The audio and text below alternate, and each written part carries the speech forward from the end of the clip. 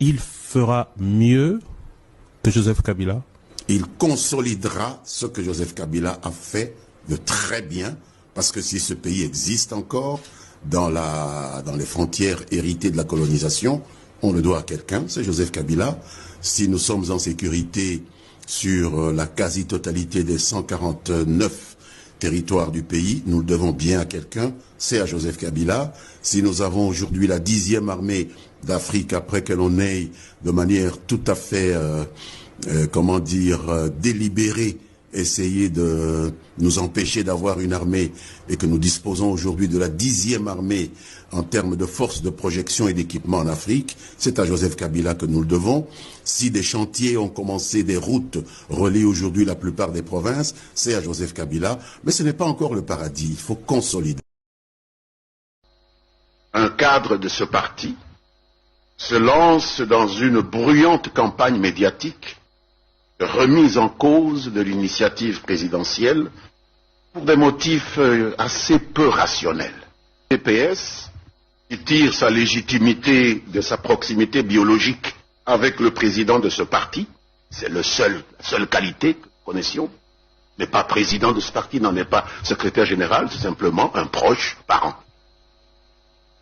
a reproché au président de la République de n'avoir pas fait allusion à l'alternance au pouvoir dans le texte qui convoque le dialogue politique national. Je n'ai pas l'intention, moi, d'interagir avec un responsable de second niveau. Moi, je réagis aux positions prises par le président de l'UDPS. Je ne suis pas intéressé par les positions des secrétaires nationaux aux relations extérieures. Qu'est-ce que les relations extérieures ont à voir avec le dialogue? Nous ne sommes pas de l'étranger ici. Hein? C'est pas parce qu'on est le fils d'un tel et tout ça et le gouvernement va interagir avec quelqu'un parce qu'il est le fils d'eux. Non.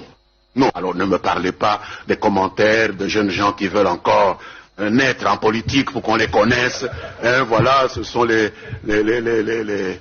c'est pas des colombes, ce sont des gens qu'il faut amadouer, etc. Ça ne m'intéresse pas, comme porte-parole du gouvernement.